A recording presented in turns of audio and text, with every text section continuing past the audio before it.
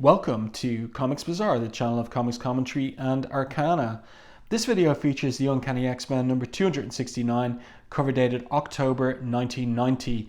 The cover caption proclaims she's back, Rogue versus the original Ms. Marvel, and Rogue has not been seen in the comics since issue 247 when she dived through the Siege Perilous in order to rid New York of the menace of Master Mold. Also, we have, intriguingly, the teaser at the bottom of the cover, Guess Who Wins, with Magneto's helmet featuring. So that is quite the teaser in terms of the big surprise at the end of this issue. The cover is, of course, by Jim Lee and Scott Williams, regular artists now on the title. And look at that cover date again, October 1990. And think about this. In October 1991, we would get adjectiveless X-Men number 1. So a lot was going to happen in terms of Jim Lee's star rising and rising in the coming 12 months. The cover itself, excellent by Jim Lee, great command of anatomy there, and a really horrifying depiction of that decomposing version of Carol Danvers. Let's open this one up to the first page. There's a lot of text on this page, a lot of third-person narration. Australia, cables tight around her body, mummy wrappings, choking off breath and voice. The robot, Master Mold, was rebuilding itself. No matter how hard the X-Men hurt it, the machine refused to die. Two, she thought, can play at that game. Behind them both, her and her robot, the Siege Perilous yawns. Since time beyond history, the ultimate escape, dive through, be weighed in the cosmic balance, good against ill, and then cast out, reborn to a fresh beginning, a second chance. So here we see in the artwork on the page, Rogue's body recorporating itself, and it turns out that she is recorporated in her bedroom in the outback town. That was the X-Men's base since issue 229. But her recorporation is menaced by the image of Master Mold, his maw open and yawning there madly, terrifyingly, until, turn the page, we got this amazing double page spread of Rogue recorporated and back in her bedroom in the outback. So really fantastic image there by Jim Lee of Rogue. Great attention to the anatomy there, and some very carefully placed suds or bubbles or whatever you might want to call them, just hiding certain parts of her anatomy. And the title of the story is Rogue Redux, and the creative team over here, Chris Claremont writer, Jim Lee penciler, Art Thibert guest inker. So Scott Williams taking a break after the last 2 issues, but he'll be back for the upcoming Extinction Agenda issues. Task Force X on lettering. What that means is that Tom Orzechowski hasn't done the full issue, and there may have been a deadline crunch here. Steve Buccellato colorist, so Glynis Wine also not available for this particular issue. And that rounds out the creative team. So Rogue is discombobulated. My room, she exclaims, this is seriously nuts. Last I remember I was in New York, not to mention fully clothed. Don't feel any different. A little peaked is all. Wonder what that means. Now notice here in her room, you've got the rumpled bedclothes on her bed. Somebody's been sleeping in her bed, that means. And there are 2 costumes here on hanging over these particular chairs. And one of them has the lightning bolt that is reminiscent of Carol Danvers' costume. So since Uncanny X-Men 236, when Rogue was traumatized in Genosha, in a Genoshan prison, Carol Danvers' psyche began to come to the fore and sometimes take over Rogue's body. But in issue 247, Rogue's psyche predominated and made the decision to sacrifice herself by taking Master Mold through the Siege Perilous. So that was her heroic act. And it seems that the Siege Perilous has made a decision in terms of Rogue's new life on the other side. So Rogue continues here. Was all that talk about cosmic balances and a fresh start? This all goes back to what Roma said when she gave the X-Men the Siege Perilous back in Uncanny X-Men 229. Just a crock? Or don't I rate a makeover? First things first, she says, someone's watching my TV and using my shower. So she's about to protest as regards who that could be. But before that happens, she hears precisely on the TV a news broadcast. We interrupt this broadcast for an update. And the update is on the recent shooting at Freedom Force headquarters. It is now being confirmed that Mystique, leader of the federal government's superpowered strike team, has been killed. So that gets Rogue's attention, naturally enough. Mystique having been, in effect, her foster mother throughout her adolescence. And the apparent shooting of Mystique occurred in Uncanny X-Men 266 at the end of the issue. But it will turn out that Val Cooper here did not kill Mystique in that issue, and rather this is Mystique in disguise as Val Cooper. That will all be revealed in the denouement of the Shadow King saga in issue 280 of Uncanny X-Men, a year ahead. So this is an FBI agent that is possessed by the Shadow King, and he is there in the background. So there's all kinds of stuff going on in this issue that continuing readers would get at this time.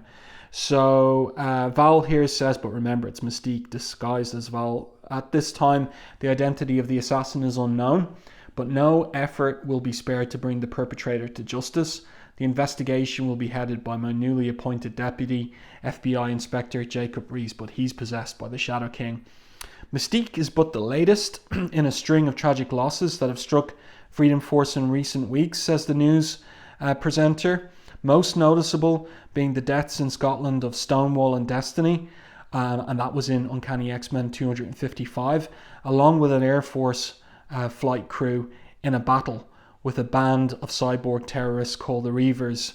So this is all news to Rogue, and she shouts out as she grabs her costume off the back of the chair, "Yo, X-Men, hit the bricks, you all, come a-running." And then, as she's habituated to, she leaps out the window to fly and find the X-Men. She's shouting out here, "We got us a job to do and some heads to bust," but she thinks to herself, how long have I been away? What the heck's been happening? Destiny's a precog. Her mutant power allows her to see the future. How could she even be taken by surprise, much less get herself killed? And Mystique, oh Lord, she took care of me through the dark times after my own power came into being. She's more my mom than the woman who... And then she falls onto the ground, trying to stay loose to roll with the impact. So where's her power of flight? And she finds herself staring at a metallic boot. And it turns out to be Pretty Boy of the Reavers. Nasty tumble, he says to her, need a helping hand up. Just great art, great storytelling, great DeLuca effect here by Jim Lee. And let's continue. You see so much detail on the pages here. So many lines on the pages, all of them well chosen. Just really, really great art from this period of Jim Lee's career. So Rogue thinks to herself, she recognizes them, the Reavers. They must have taken back their town. But if that's true, where are the X-Men? So Bonebreaker calls in to Donald Pierce, who is their leader, and tells him, you'll never guess who just dropped onto our doorstep. But Pierce is busy, and he's busy specifically with Scylla here, Scylla Markham, who is an airline pilot whose plane was blown up by Fenris, and she's been picked up by Donald Pierce and made an offer in order to be developed into a cyborg, which she's taken up. And of course there's a price to pay, which is that she will serve Donald Pierce's interests.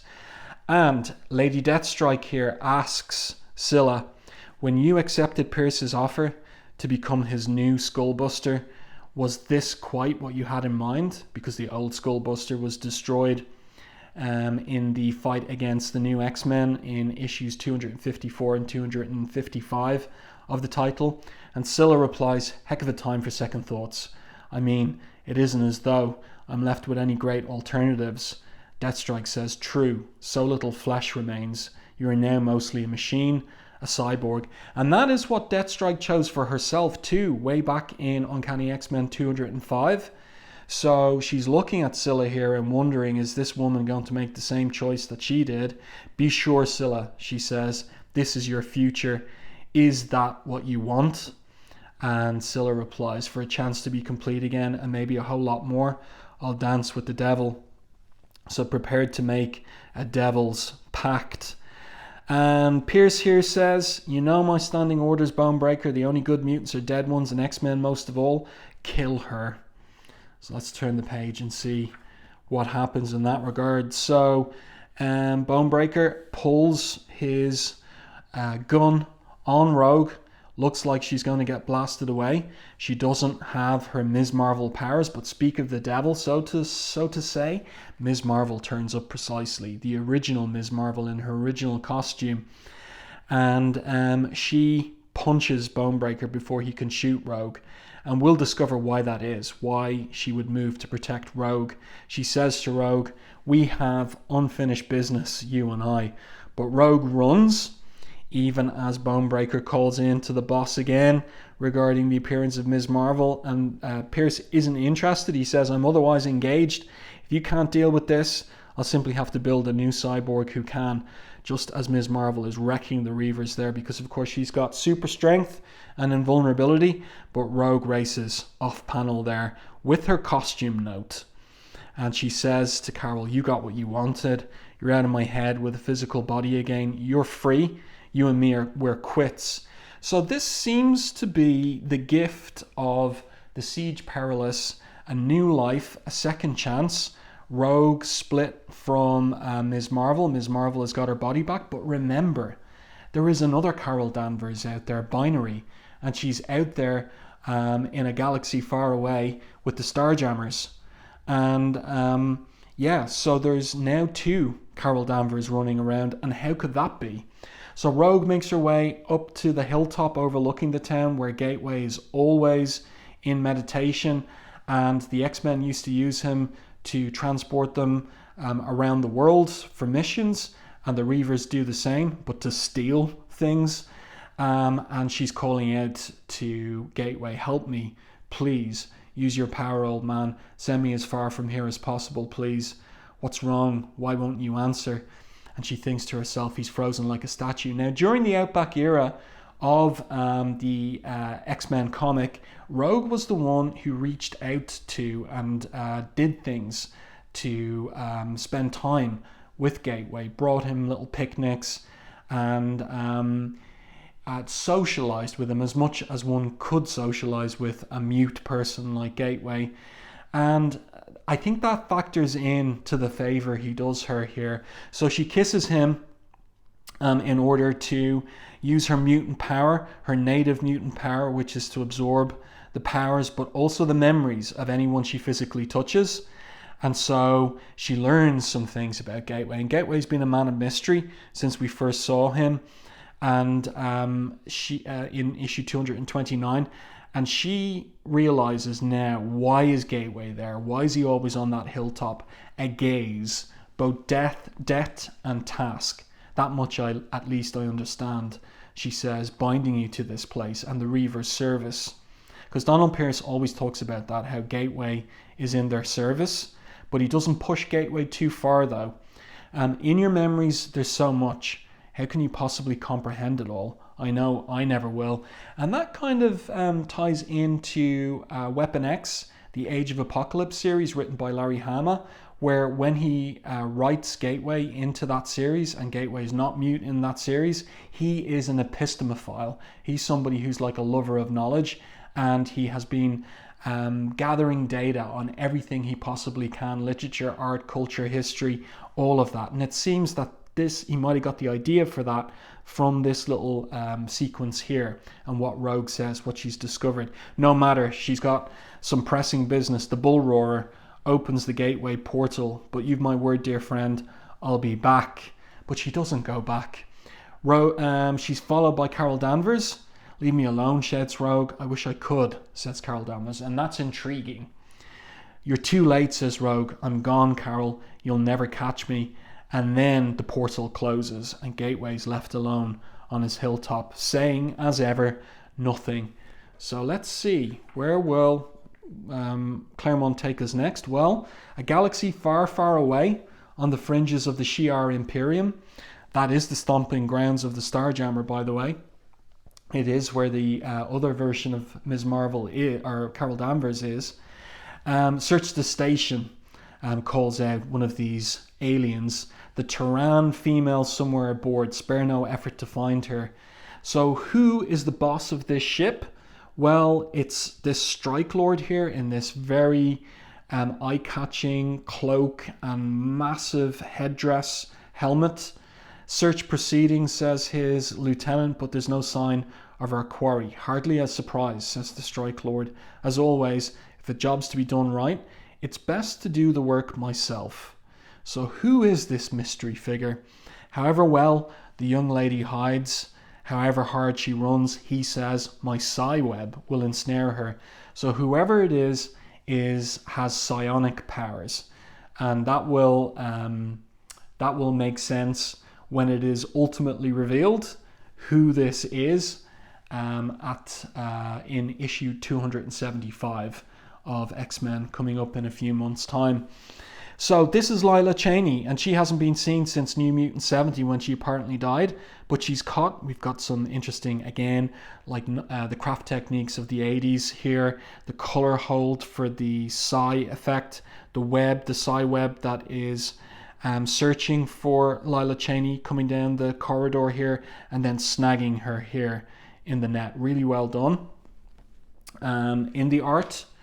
And just as she's grabbed by this robot, she herself is grabbing for its gun there at the side, and then she starts blasting away.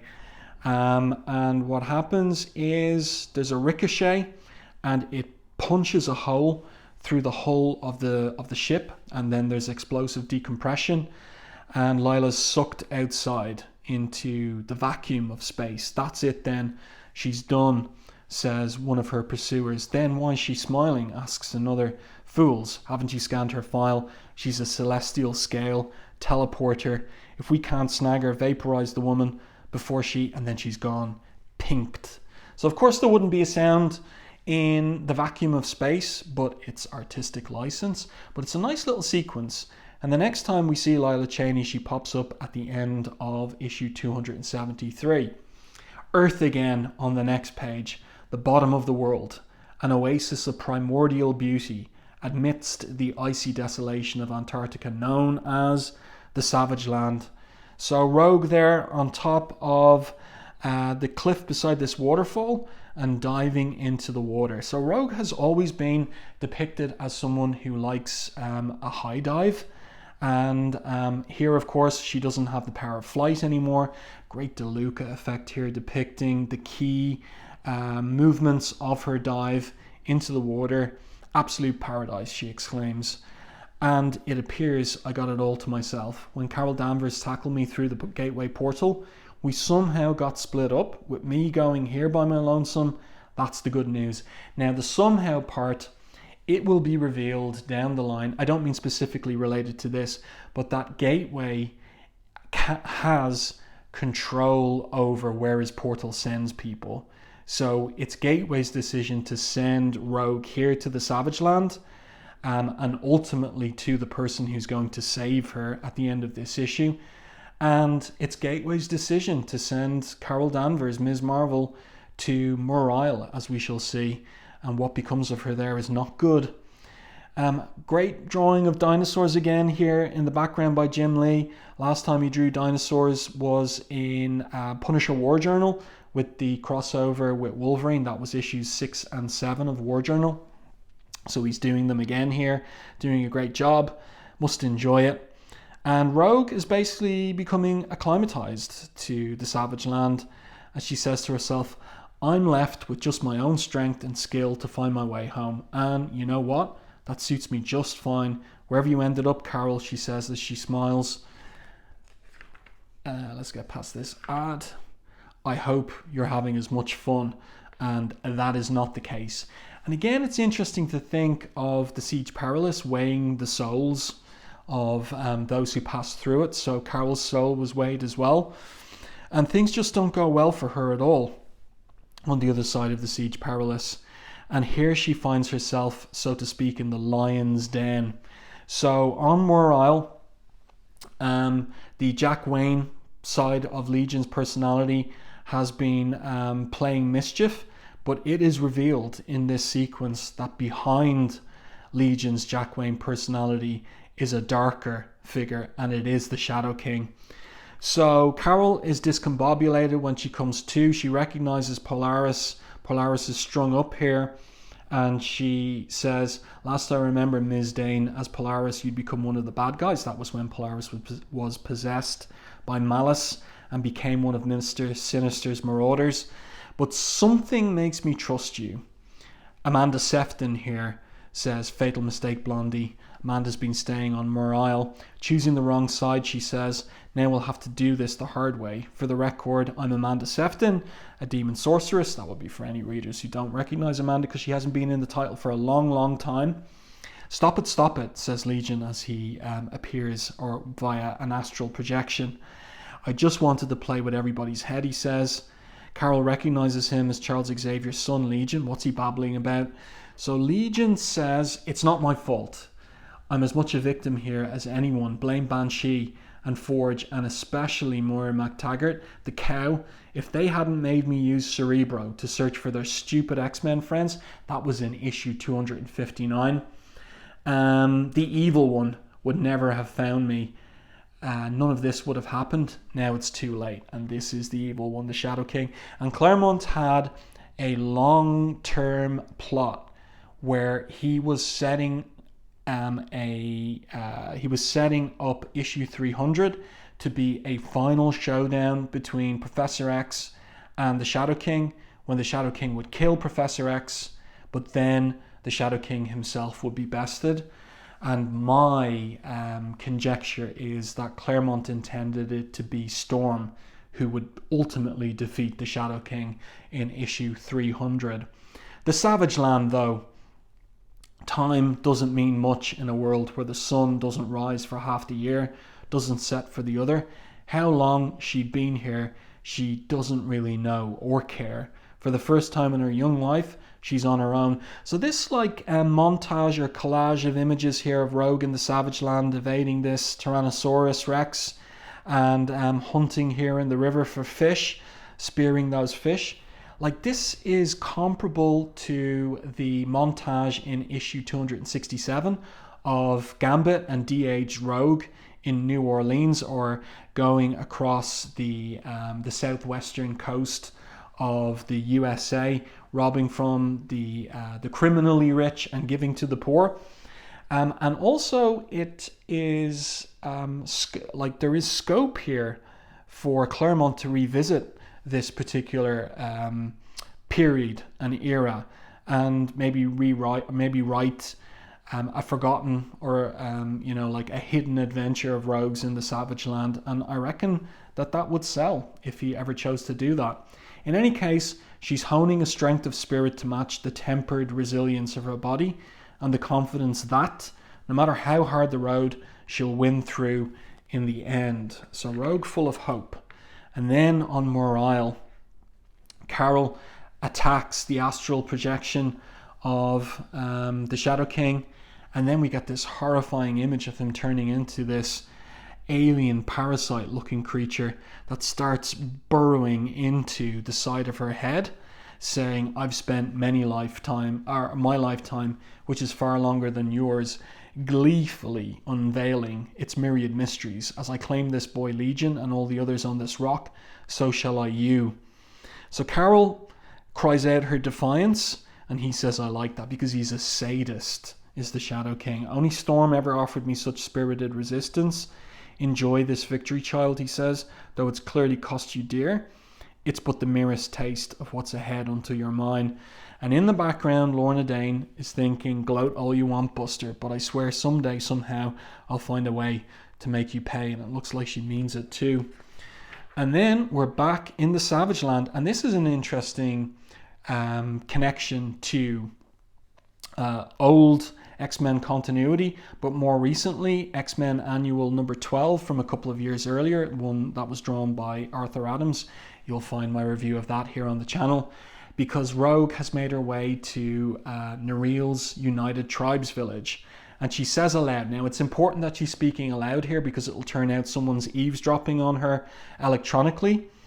We helped her build after the High Evolutionary restored the land to health. Not much left.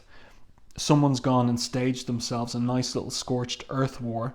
Happened a while ago too. Scavengers have taken care of any bodies. This was the sigil we X-Men left. And this sigil was designed by Madeline Pryor before the events of Inferno. This was the sigil we X-Men left, sort of like the Lone Ranger and his silver bullet to mark our passing.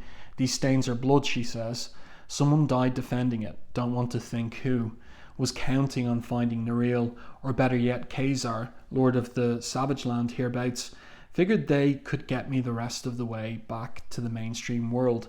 Well, we will see Khazar in upcoming issue 274, but we don't see Nereal until 275, if memory serves me. But they do show up ultimately. So much for that idea, she says, as she sheds a tear. Who did this?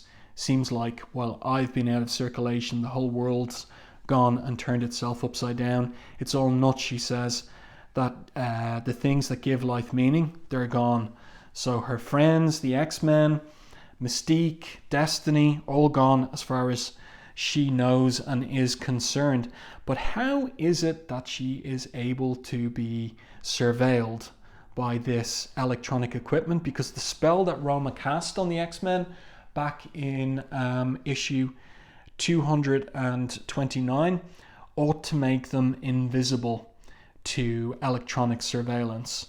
So that's a little mystery there in terms of how it is that she's become visible. And here's the person that is observing her. So in heavy silhouette there, that 3/4 side profile, reverse side profile. Give me a break, she says to herself. I mean, girl, really, what are you, an X-Man or a wuss? Stop your whining right now, this minute. And on the radar screen, there's an unidentified object making its way towards Rogue. And it turns out to be Ms. Marvel once again. But her body is decomposed, just as it is on the cover. And she hits Rogue quite the punch. Evocative of the punch she hit her with way back in issue 171 of the X-Men. Rogue's coming to the X-Men, Professor X, for help. And then how she was punched out by Binary. And when Binary returned to the X-Mansion to see that Rogue had been offered a place with the team. So Rogue recognizes Carol, of course. And she thinks to herself, how'd I survive that hit? Look at me heft this log. That means when we're in close proximity, she and I somehow share our powers. And the explanation is that they are sharing one life essence. Carol wants it for herself. And Rogue, of course, wants it for herself. Weirder and weirder, she thinks. Everything about me is back to normal and she looks worse than ever. This can't be Carol, except deep down inside I know it is. Be a mercy to finish her. Way she's acting, probably wouldn't hesitate to do the same to me. But Rogue, in keeping with her this is what's so interesting. Back when she was with the Brotherhood of Evil Mutants, and Mystique was her foster mother and mentor, she would have killed Carol Danvers. But here now, after all her time with the X-Men, and her, taking on Professor X's dream and ethical principles, she decides otherwise. That's pretty much how Bonebreaker talked. Took her life once when I absorbed her psyche into myself. That's classic Avengers Annual number 10. That time in San Francisco, I can't do it again. There's got to be another way. Maybe to cure her. But Carol isn't prepared to compromise. There's no talking, and monstrously she lunges at Rogue. You've gone soft, girl, and stupid. Should have struck while you had the chance. Haven't you realized yet we don't possess sufficient life force between us to sustain two independent beings? As one prospers, the other rots, And guess what? That won't be me. So clearly this Carol Danvers is under the influence of the Shadow King, and that's why she's so vicious and prepared to kill Rogue. So there's no compromise possible here. It's not possible to go find Binary in some other galaxy and have the two merge. So it's going to be to the death.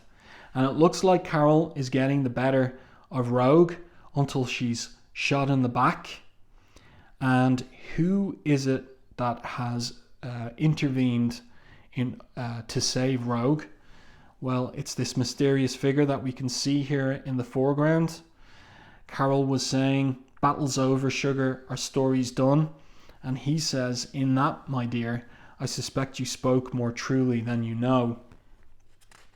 So then we see, again, for long-time readers, a familiar sight. In days past, during an earlier visit to the Savage Land by the X-Men, this was the island citadel of the winged would-be conqueror Sauron, constructed so stoutly that it managed to survive even the ravages of Terminus when he laid the land to waste. That was X-Men Annual 12.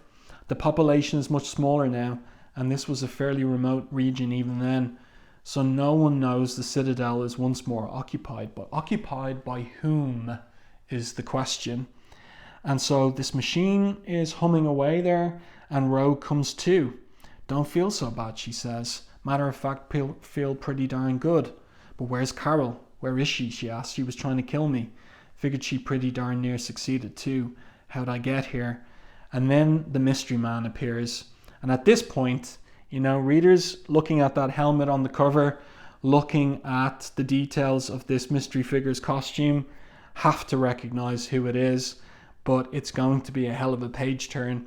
"Knows my name. I know that voice," she says. And he says, "You've nothing to fear, Rogue, from Carol Danvers or myself." Rogue asks, "What happened? Where is she?" "I did, child, what had to be done to save a life. Only one of you could survive." Turn the page. This is a classic image. Magneto, full page image of Magneto. "I chose you," he says. And just great work by Jim Lee here. Great command of anatomy. But it's not just that. It is the grandeur of the pose. It's a breathtaking page turn. And really, this is Jim Lee contesting with John Byrne in terms of who draws the best Magneto in Uncanny X-Men. And at this point, I think the palm has to be awarded to Jim Lee already, and that's even in advance of issues 274 and 275. Next, though, the Extinction Agenda. So this kind of comes out of nowhere. And here we have on this facing page an advertisement for the upcoming crossover. And it's a 9-part story that is going to wend its way through Uncanny X-Men, New Mutants, and X-Factor. And chapter 1 is Uncanny X-Men 270. Hatred becomes madness, madness becomes genocide. So that is quite the tagline for this Extinction Agenda event story. Well, I do hope that you enjoyed this review and commentary on Uncanny X-Men 269. There's no space for a letters page in this particular issue. Let me know your thoughts on the issue itself, on how Chris Claremont ends the story for Carol Danvers in this particular issue, and also your thoughts on Jim Lee's art in the issue. Really great stuff by him. Just a little small pity that Scott Williams wasn't the inker on this issue. I think Art Thibert does a really great job, but I would have preferred to see Scott Williams continue from 268. But he is there for all 3 parts of Extinction Agenda. If you enjoyed my review and commentary, please like the video on YouTube. And if you haven't done so already, subscribe to the channel and stay tuned for more content like this.